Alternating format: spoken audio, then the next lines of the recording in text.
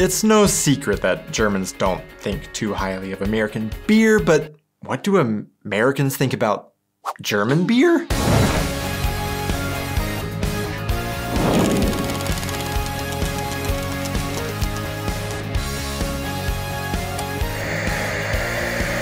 Hey guys, and welcome back to my channel. I am Donnie, and along with my wife Aubrey, we are two Americans currently living in Germany with our baby, sharing all of our experiences living and traveling throughout Europe. Ah yes, Germany, the land of beer.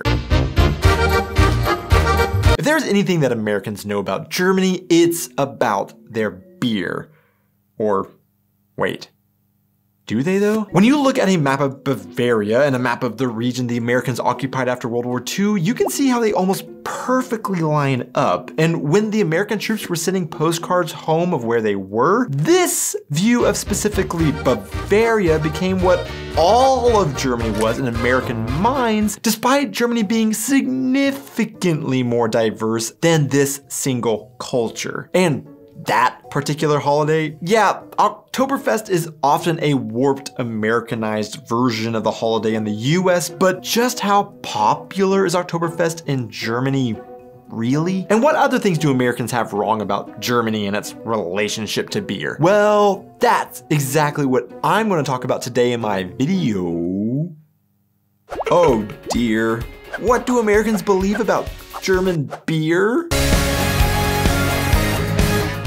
First off, let's talk about this idea that Germany equals beer. Is that really so? Well, maybe not quite to the extent that Americans would expect. When we look at the actual data of beer consumption, it is always interesting to me to see how Germany has the perception of being the king of beer in Europe or even the world, but actually it ranks 7th in beer consumption per capita, and even consumes less than half the amount of beer per capita as the real world beer consuming leader, the Czech Republic. So if they aren't only drinking beer, what else are they drinking? Another surprising fact I learned about Germans after moving to Germany is just how much they love coffee. Statistically, a German consumes an average of around 166 liters of coffee a year. Now, maybe this shouldn't really be surprising considering you would probably figure a drink that many start every morning with and have as a pick-me-up in the afternoon would be consumed more often than a drink with alcohol that you're hopefully not starting every morning with or having as a pick-me-up in the afternoon. But even more special than that, Germany has a unique coffee and cake tradition that is literally just enjoying a slice of cake in the afternoon with a cup of coffee. Or to again stress how diverse Germany is than just the Bavarian culture trope, almost every region has its own regional specialty. For example, when we first stepped foot in Germany, we started our journey from the Frankfurt airport and drove to our new home in the Falsch. As we drove here, we drove through miles and miles and miles of vineyards. It didn't take long to realize that wine is king in our region, and Germany is within the top 10 largest producers of wine in the world. In fact, one of our favorite places to regularly visit in Germany has become the German Weinstraße, where you can visit beautiful villages that are centered around the production of wine. And surprise, the world's largest wine festival also takes place every year in Germany in the city of Bad Dürkheim. And actually, I would be interested in knowing from our German audience, what is your region's unique specialty? But maybe one aspect as to why Americans think Germans would be the biggest beer consumers is also because of one of the most prolific beliefs in the US about beer in Germany, and that is that beer is cheaper than water in German restaurants. When I first came to Germany in 2014 with a study abroad program at my university, I remember lots of false rumors around German beer culture being thrown around amongst these students, and this widely held belief that beer is cheaper than water in Germany in particular excited those broke college students. But let's look at why this isn't actually true. One factor may be that across the US states impose what are commonly referred to as sin taxes to items that are deemed to be harmful or sinful, you could say. One such sin tax is on alcohol, and because it's so high, generally does make alcohol in the US rather more expensive than what you can get in Germany, where alcohol, especially beer, isn't so taboo. So when Americans come to Germany and see how much beer costs, they might freak out at how cheap it is, and then eventually this cheapness starts to get a little exaggerated as the story grows once they are back in the US and explaining what they experienced abroad. Add on top of that, Americans are used to going to restaurants in the US where you typically can just order water for free and you will receive endless refills of tap water. Well, German restaurants aren't legally required to give free tap water, so it isn't very common that you can just order a water at a German restaurant and expect it to be free like you can in America. Sometimes you can ask and they might oblige, but they generally won't be very happy about it considering they make more money from drink profit margins than from food profit margins. But a shocking thing for Americans is that not only do you not get free water, but water will cost even more than they are expecting to pay because water is usually served in nice glass bottles rather than just water straight from the tap. So add on to the fact that alcohol is generally cheaper than what you get in the US, and not only is water not free in Germany, but costs quite a bit more than Americans would expect, the tale about the value comparison of beer to water in Germany continues to grow. So free water may not be required by German law, but it is actually German law that when alcohol is being sold, there must be at least one non-alcohol drink on the menu that is cheaper than the alcohol options. As I mentioned about the free water in American restaurants, a lot of people do this not out of health reasons, but because it is a money-saving way of having a drink with your meal. Well, the same concept applies to this situation. The German government doesn't want people being encouraged to drink alcohol simply because it's the cheapest drink on the menu. Now, I will admit that the law states a non-alcoholic drink must be made available, not necessarily that water needs to be the cheaper than alcohol options. However, this generally is the case that water by volume is the cheaper option than beer at restaurants. When Americans think of Germans drinking beer, they are usually going to think of these two types of drinking vessels. Well, or maybe this one as well, but we'll get to that in a minute. But that's not really the case always. Where Americans aren't necessarily particular about their cups, generally speaking, and will drink beer out of a red Solo cup, straight out of the can, maybe even a boot at times. What I found is that Germans are actually quite particular about what types of glasses they drink their local drink of choice out of. For Cologne, the drink of choice is an alt beer that is to be drunk from an alt beer glass. Just kidding. That is the drink of Cologne's arguably biggest rival, Dusseldorf. In Cologne, you would actually drink a Kolsch, and specifically from a Kolsch glass, which if you are expecting a huge Oktoberfest type mug, you might be disappointed by the size. Actually, you could dedicate a whole video to the various glasses made for specific beers that Germans drink from, with some being more famous than others, but know that this is typically more specific to Oktoberfest or some specific beer gardens, not necessarily the standard in all of Germany. But on this note, we need to quickly address what these are called because this is another thing that Americans often get confused. In the US, basically any cup that looks German are called Steins. But in Germany, none of these are referred to as Steins. Well, okay, it is actually more complicated than that. Stein is the word for stone, and actually in the use of, say, Steinkrug, the Stein part of the word would refer to cups made from stoneware. And actually the names for different cups can actually vary all across Germany, as different dialects call them different things. There are names like Humpen, Steinkrug, Steinzeugkrug, Bierkrug, etc. Now, supposedly, in some parts of Rheinland-Pfalz, Germans do refer to some of these as a Stein, which with the number of American troops stationed in Rheinland-Pfalz could be an explanation as to where Americans got this from. But I've never heard that from Germans personally. So are there any Germans from the Pfalz that could confirm this maybe? However, this is glass, not stoneware, and therefore is typically referred to as a Maßkrug, or Maß for short, but never Stein. Really, what you need to know is that Bierstein is literally an English term, not really a German one. Now, before we move on from drinking vessels, we need to address Das Boot. No, not the movie. Also, I know that every German is cringing and eagerly typing. Actually, that's not how you pronounce that word. Actually, you Americans are always so cringe when you try and say German words. Actually, your accents are so terrible. Please explain me how you are so bad at Deutsch. Well, yes, if you are speaking German, you would pronounce it more like Boot rather than Boot. But also, Boot in German refers to a boat, not a, well, in German, Stiefel or Boot.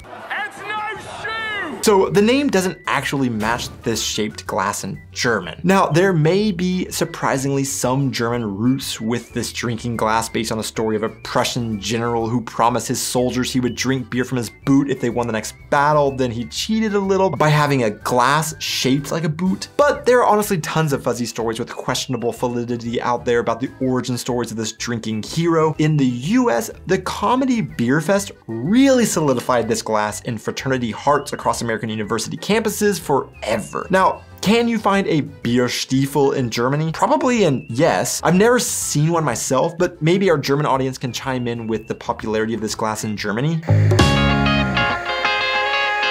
During my exchange program in 2014, most of the students in the group were under 21 years old. For a German, that bit of information means absolutely nothing, but for an American, that means these kids weren't of legal drinking age in the US. Therefore, many of the students were excited to come to Germany where they could legally consume alcohol, and our university also knew this was something that was just going to happen, so the best they could do was to try and keep the students safe in this new world of teens drinking alcohol. To do so, the school gave a few outlines to try and keep the supposedly naive drinkers safe while they embarked on a drinking holiday in Europe. One of which is a very common tip that you will hear Americans telling other Americans traveling to Europe, or specifically Germany for the first time. Be careful about drinking beer over there. The alcohol percentage is way higher in German beer, and one German beer is the equivalent to 2 or 3 American beers. Now, maybe you're a German watching this saying, well, that makes sense considering American beer is just terribly flavored water. And to further this misconception, there's also a quite popular off-color joke that involves American beer, a particular physical activity, and a canoe that will lead you to the perception that American beer is significantly watered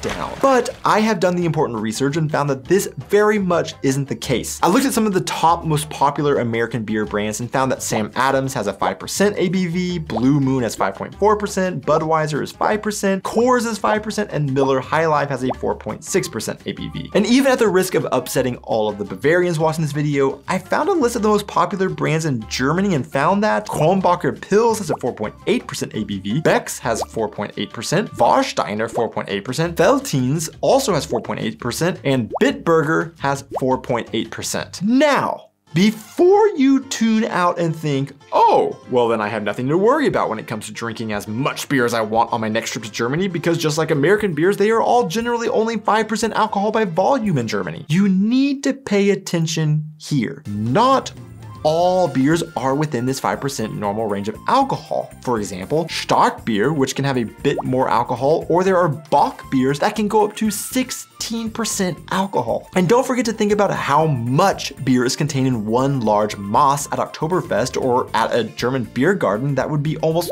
3 American beer bottles in one glass. Even with alcohol percentages being generally the same between Germany and the US, one thing that really has surprised me is how often we see Germans drinking alcohol-free beer. If you're German, I would love to hear in the comments why or if you drink alcohol-free beer, but from my perspective, I do believe that Germans drink beer purely for the enjoyment of flavor a lot more than Americans do. Insert German making joke about how you can't enjoy drinking American beer here. In the US, drinking beer is primarily about drinking the alcohol for a lot of people, and therefore drinking alcohol-free beer is pointless or sometimes even viewed as non-masculine behavior. Now, drinking alcohol-free beer in Germany is supposedly a rather newish phenomenon though, and according to TheGuardian.com and an interview with a waiter from a German cafe in 2019, I'd estimate that every 4th beer I sell these days is non-alcoholic. That's a big change even from 2-3 years ago. This article even quoted the German Association of Brewers, DBB, as saying, now as many as 1 in 15 beers consumed in Germany contains no alcohol. It's no longer considered shameful to ask for an alcohol-free beer. On the contrary, it seems it's even becoming something of an accepted lifestyle drink, and the stigma is more or less gone. Another misconception when it comes to beer drinking that Germans may be shocked to hear is that Germans drink their beer warm. Okay, so no, for the most part in Germany, they do not drink their beer warm. Note I said for the most part. I have been told by some Germans that drinking beer warm can be a remedy when you're sick, and this may be the only instance where Germans might do that. But how cold do Germans drink their beer is the big question, and maybe a source for this misconception. A possible popular explanation for this myth could be based on the fact that beer isn't typically served as cold as it is in the US. In fact, nearly all drinks in Germany are not served nearly as cold as they are in the US. For example, most Germans would never put ice cubes in their drinks, unlike in the US where this is basically the standard. Of course, Americans don't make a habit of putting ice in their beer, thankfully, but Aubrey has been known to put ice cubes in wine if it wasn't chilled enough. So possibly Americans started this rumor when they got to Germany and did correctly perceive their beer was served to them warmer than what they were used to having in the US, but it isn't actually warm. But let me know in the comments, do you like a warm beer or should it always be cold? One of the biggest differences when it comes to beer is what is actually allowed to be called beer in Germany versus in the US. I recently had my brother-in-law visit and we did a video about his and my sister's experience as Americans in Germany. And in that video, he had this to say about beer in Germany. I really enjoyed the German beers I had. I think the main thing that surprised me is, at least in the States, there is like an immense amount of variety. When I think of beer garden, to me, it sounds like it's a garden of beers. And so there's like this wonderful variety of lights and darks and sours and IPAs and whatnot. Whereas I think in reality, it was more like there was one beer sponsor that had a few beers there. I'm disappointed in the lack of variety.